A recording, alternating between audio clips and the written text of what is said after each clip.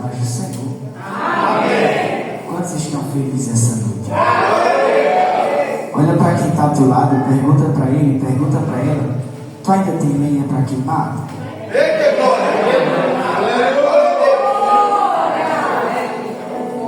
Gostaria que os irmãos abrissem as vossas Bíblias no livro de Marcos. Livro de Marcos, capítulo 7. Versículo de número 28 em diante. Livro de Marcos, capítulo 7, versículo de número 28 em diante. Aqueles que encontraram, confirmem com amém. Amém. Que escrito está: mas Senhor, respondeu a mulher, até mesmo os cachorrinhos que ficam debaixo da mesa, aleluia, comem as migalhas de pão que as crianças deixam cair. Jesus disse: por causa dessa resposta, você pode voltar para casa, pois o demônio já saiu da sua vida. Quando a mulher voltou para casa, encontrou a criança deitada na cama.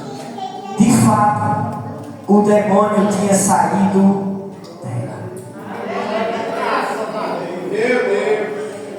Diga para seu irmão: Deus, diga, Deus já fez o que você precisava. Feche seus olhos, curve a sua cabeça. Senhor meu Deus e meu eterno Pai, não anulando-se a oração do teu servo que já foi feita pela minha vida, mas como de costume te pedi, vem estar fazendo presente na minha vida uma vez mais, pois eu sei que nós somos dependentes de ti, e eu não vim aqui para falar minhas palavras ou a minha vida, mas eu vim aqui falar da tua palavra e pregar acerca do teu evangelho. Então, Pai, me usa uma vez mais para a honra e para a glória do teu nome, e continua nesta casa, em nome do Pai, em nome do Filho e em nome do Espírito Santo. Aquele que crê e concorda vai dizer amém.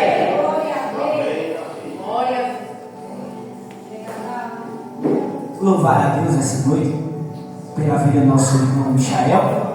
Qual satisfactou o convite, Deus continue nos abençoando. Nosso pastor Alexandre, que nos confiou a oportunidade de estarmos aqui, que a boa e agradável nome do Senhor continue sobre a sua vida. A cada diácono, presbítero que está em retaguarda, que Deus abençoe em nome de Jesus. Essa noite eu vim bem acompanhado, está juntamente comigo a minha esposa Laia, que Deus continue nos abençoando.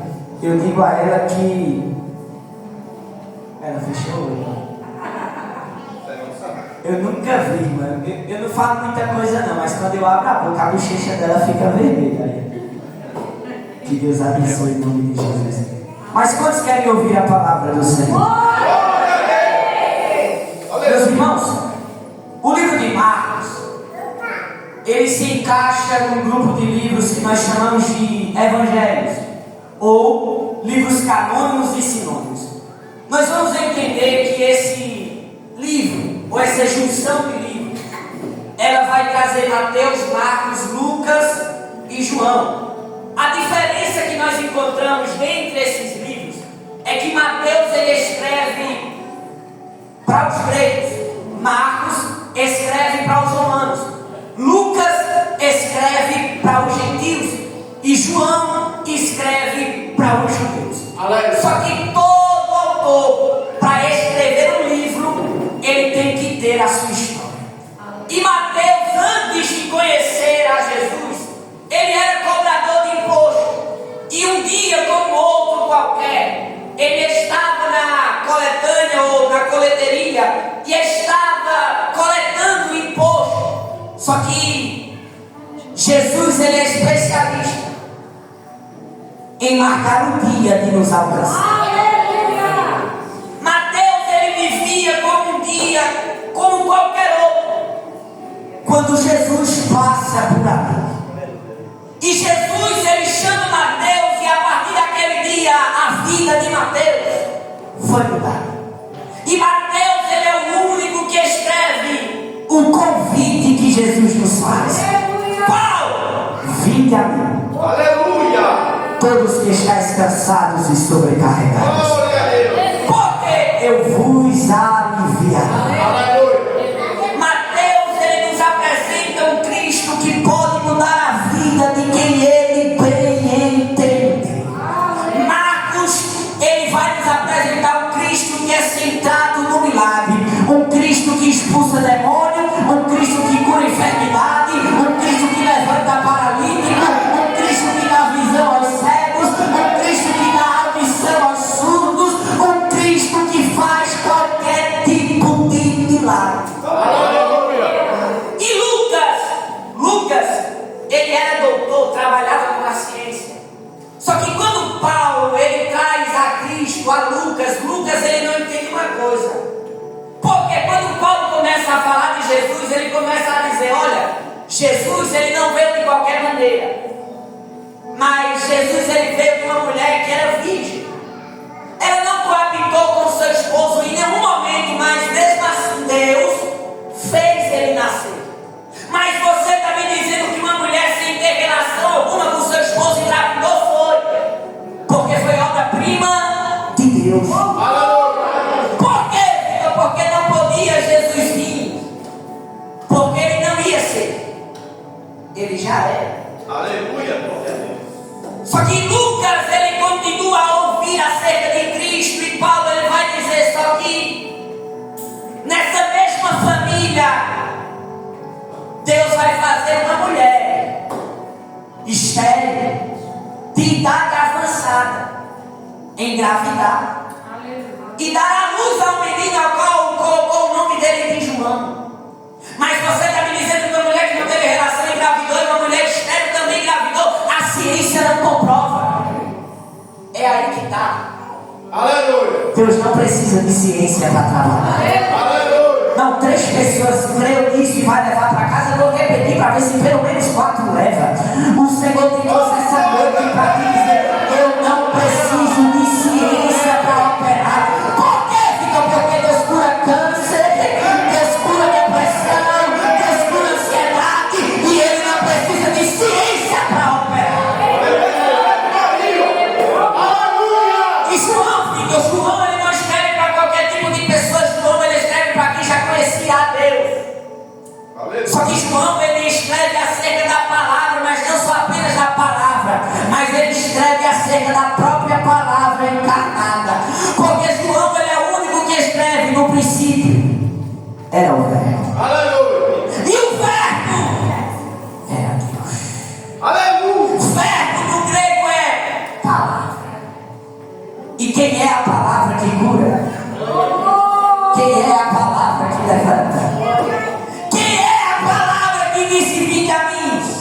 Quem é a palavra que disse: eu sou o caminho, a verdade e a vida? Quem é a palavra que disse: conhecereis a verdade e a verdade vos libertará? Só que deixa eu te contar uma coisa. Eu não vim aqui para fazer qualquer outra coisa, não. Mas eu vim aqui te apresentar um Cristo que muda a vida de traficante, de drogado, de alcoólatra. Eu vim te apresentar um Cristo que faz milagre onde, quando e quando bem entender. Eu vim te apresentar um Cristo que é dono do impossível. E eu vim te apresentar um Cristo que é a própria palavra. Deus, ele me trouxe essa noite para te dizer: eu sou o que você precisa. E deixa eu te dizer, não importa se é alguém que está aqui, ou não importa se é alguém que está na tua casa, mas ele te trouxe para te dizer: creia, porque para mim nada é impossível.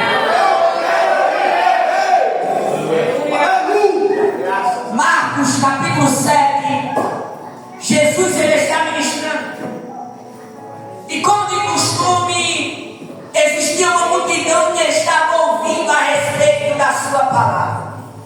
Só que no meio da multidão existia fariseus e escribas, que ao contrário dos discípulos, ao contrário daqueles que queriam aprender, eles estavam ali para apontar. Eles estavam ali para criticar. E se você analisar, não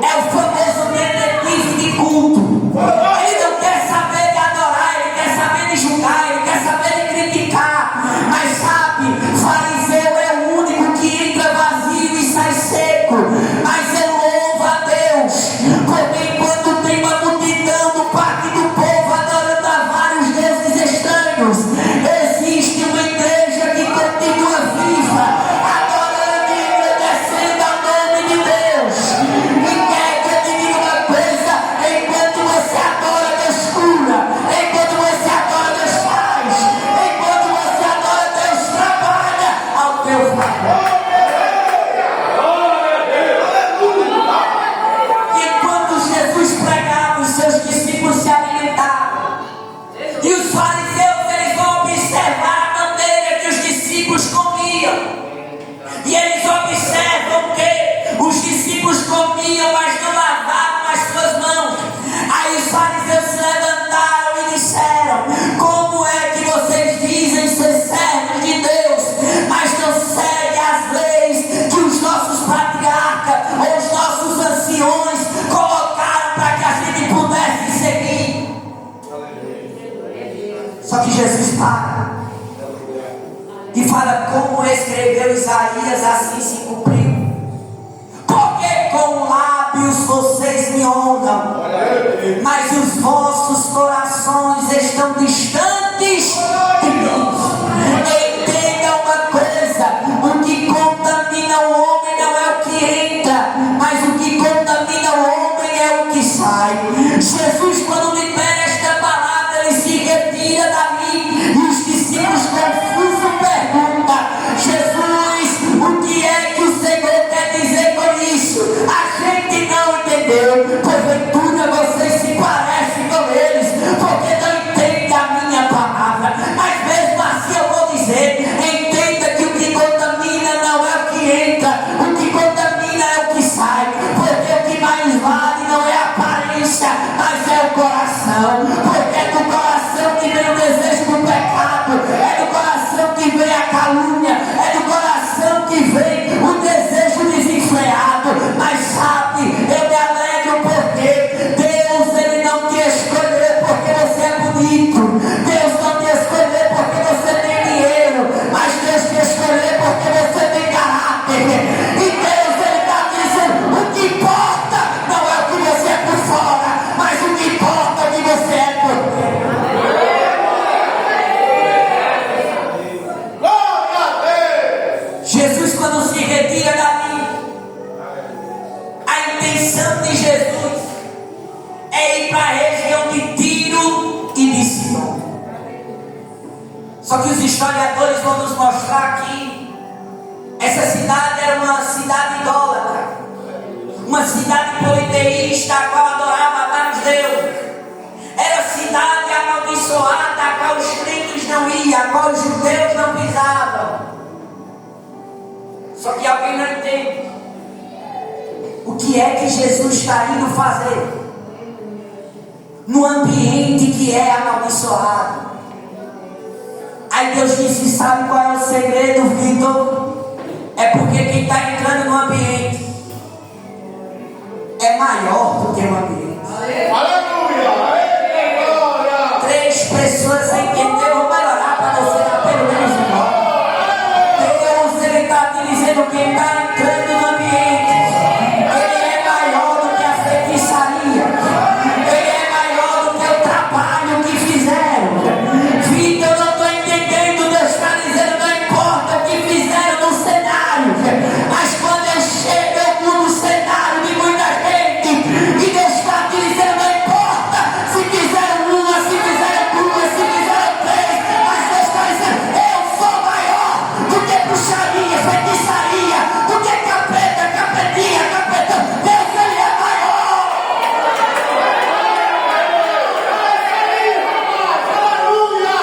Porque sabe, não é o ambiente que influencia Jesus, mas é Jesus que influencia o ambiente. Por quê, Vitor? Porque Moisés, ele tira o povo do Egito, Aleluia. mas o povo se encontra no beco sem saída. O ambiente parecia ser ambiente de morte. Mas o que foi que Deus disse? O que é que você tem na mão? Eu tenho uma vara. Meu Deus. Ah, pois toca nas águas. Quando Moisés toca nas águas, Glória a Deus. Aleluia. o mar se abre e faz uma parede. E o que era um beco sem saída virou escape. que eu não estou entendendo, é porque Deus vai gerar saída de onde não tem. Filho, eu não estou entendendo, é porque Deus é Deus que trabalha com porta aberta, com porta fechada. Deus, Ele é Deus que faz como quer, do jeito que quer e onde quer. Ele está te dizendo: o teu problema é se limitar ao ambiente que você está, mas o Deus que você serve nunca precisa de ambiente favorável para operar. Ele opera no deserto, Ele opera no palácio, Ele opera em terra boa, Ele opera no vale, e Ele está dizendo: não se preocupe com o ambiente que você está, porque o que vale não é o ambiente, o que vale é quem está com você no ambiente. Por quê? Porque José é vendido e é levado para a casa de Potifar.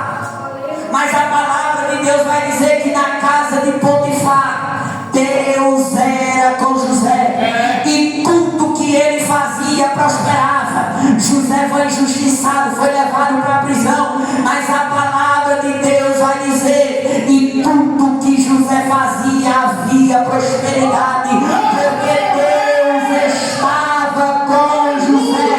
E eu sei que isso não é novidade para você, mas eu vou te contar mais uma vez. Se alegra, se anima e se levanta, porque Deus está contigo nesse cenário, Deus está contigo neste ambiente, e Ele está te dizendo: se prepara, porque eu estou chegando com vida.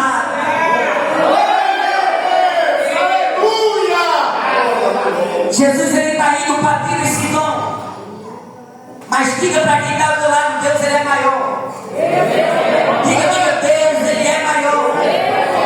Vitor, Deus, Ele é maior do que Moisés, é maior do que Abraão, é maior do que Isaac, do que Jacó. Ele é maior do que Davi, Ele é maior do que Paulo, do que Pedro, do que todos os discípulos e apóstolos. Ele está te dizendo: eu sou maior.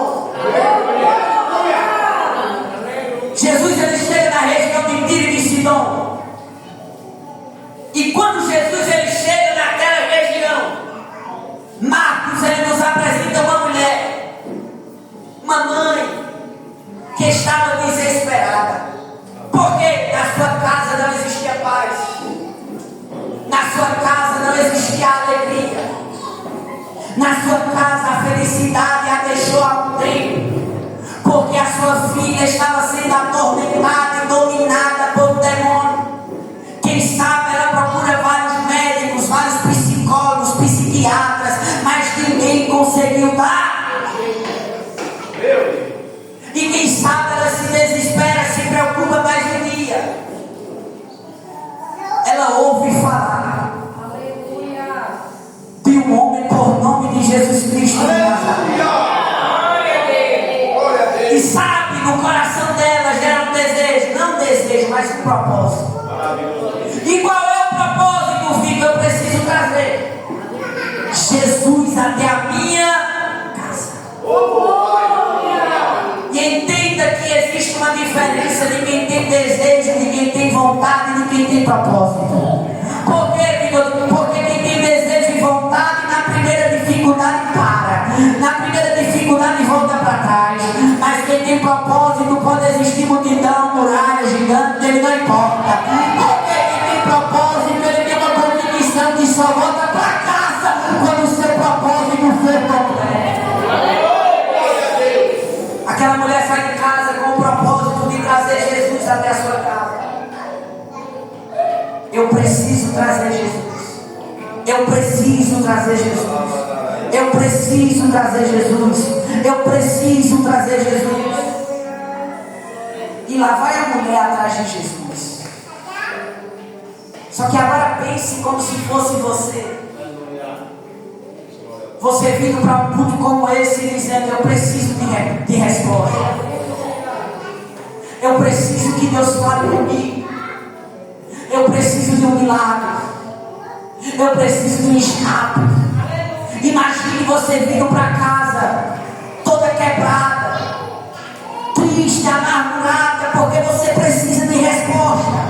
Aí você vem para um lugar como esse, senta nessa cadeira e e começa a falar com Deus e dizendo: Deus me ajuda, Deus me socorre, Deus traz o escape que eu preciso. E aquela mulher chegou no lugar que Jesus estava e começou a clamar dizendo: Jesus, tenha compaixão de mim, pois a minha filha está horrivelmente endemoniada. Jesus, filho de Davi, tenha compaixão de mim, porque a minha filha está horrivelmente endemoniada. Só que quando aquela mulher avista Jesus, o texto vai dizer que ela se prostra e clama. Ela se prostra e clama. Vitor, o que é que você quer me dizer com isso? É porque aquela mulher entendeu uma coisa: que no ambiente que tem adoração tem milagre. Que no ambiente que tem adoração tem milagre. Eu vou ficar aqui até você entender. Aquela mulher entende que no ambiente que tem adoração tem céus abertos e milagre na terra. Aquela mulher entende que no ambiente que tem adoração Deus tira cativeiro. Aquela mulher entende que no ambiente que tem adoração Deus ele levanta vale de ossos secos. Aquela mulher entende que no ambiente que tem adoração tem trabalhar com Deus. Aquela mulher ela clama. E os discípulos olham para Jesus e falam: Mestre, o Senhor quer que a gente mande embora, porque ela vem gritando atrás de nós. Vocês ainda não entenderam? Eu vim senão para as ovelhas perdidas na casa de Is. Glória a Deus. Aquela mulher clamava, mas Jesus insistia em ficar calado. E pense uma coisa que dói: é o silêncio de Deus. Dói. E como dói. Só que com o tempo eu aprendi que o oleiro ele fica calado em dois cenários. Em quantos cenários? O primeiro é quando o vaso ele é formado e ele vai colocar o vaso dentro da fornalha. O oleiro está em silêncio, mas o oleiro não sai de perto do vaso, porque ele sabe a temperatura que o vaso suporta, ele sabe a aflição que o vaso suporta, e por isso não sai do vaso. A segunda é quando ele tira o vaso, e quando a temperatura muda, os vasos não suportam e acaba laxando e quebrando. Só que enquanto ele está calado, ele está colocando no lugar aquilo que saiu. Ele está reconstruindo aquilo que se quebrou. Vitor, o que é que você quer dizer com isso? É porque silêncio de Deus nunca foi sinal que ele está parado. Mas silêncio de Deus quer dizer que ele está trabalhando. Deus ele está dizendo: eu estou calado, mas eu estou trabalhando. Eu estou calado, mas eu estou me movimentando. Eu estou calado, mas eu não saí de perto de você. Eu estou calado, mas eu não te abandonei. Aquela mulher continua clamando e finalmente Jesus traz a resposta para ela. E a resposta que Jesus traz é: mulher, não é isso. Eu pegar o pão dos filhos e lançar aos cachorrinhos.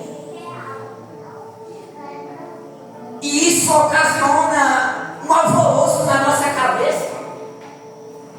O que é que Jesus quer dizer com isso? Porque Jesus falou daquela maneira. E a mulher responde para Jesus e fala: é verdade, mas até os cachorrinhos comem das migalhas que caem da mesa de seus. Vitor, me explique. Pão simbolizava a salvação.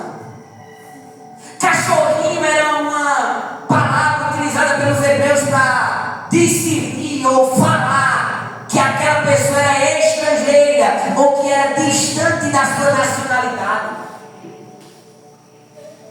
Jesus ele estava dizendo para a mulher: eu não posso pegar aquilo que pertence aos meus filhos para dar a quem está distante do meu pai. Só que aquela mulher vai olhar para Jesus e vai dizer: é verdade, Senhor, mas eu não estou distante, eu estou perto da mesa.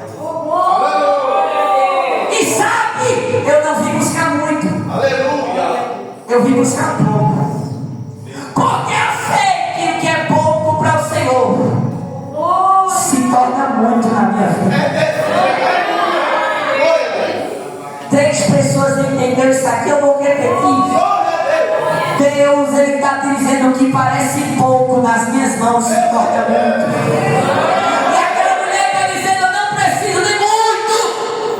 Mas o teu pouco é suficiente. Jesus olha para ele e fala: mulher, grande é a tua, grande é a tua. Vai, porque eu vou fazer. Foi assim? Vai, porque a tua filha já está liberta daquele. Olha para quem está ao teu lado, pelo menos dá um sorriso e diga para ele: fique em paz. Diga, fique em paz. Jesus não vai fazer. Diga, Jesus não vai fazer. Jesus não vai abrir. Jesus não vai trabalhar. Diga, ele já fez. Ele já abriu. Ele já liberou.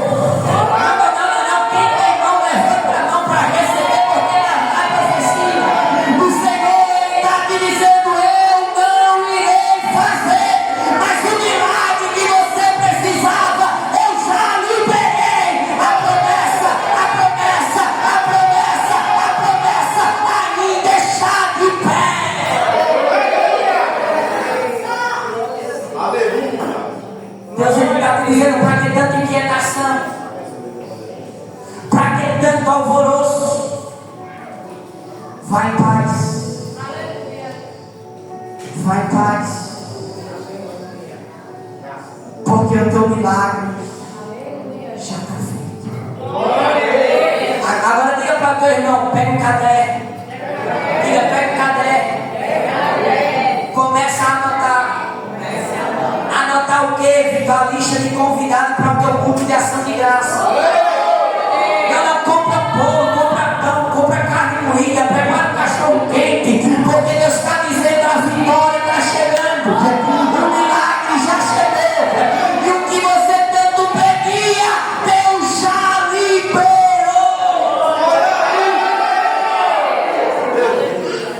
E aquela mulher volta para casa acreditando na palavra que Jesus liberou.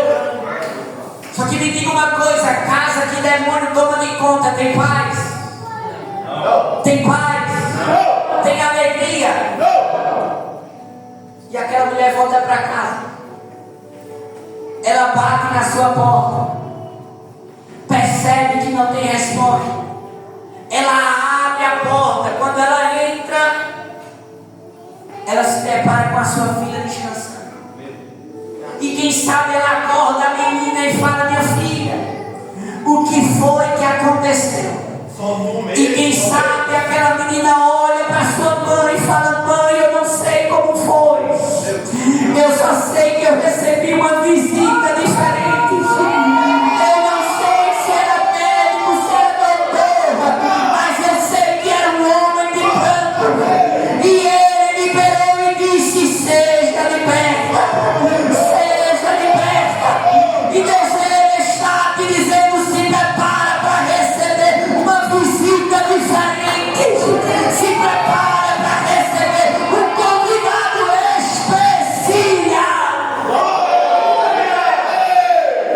Quantos creem nessa visita? Quantos creem nessa visita?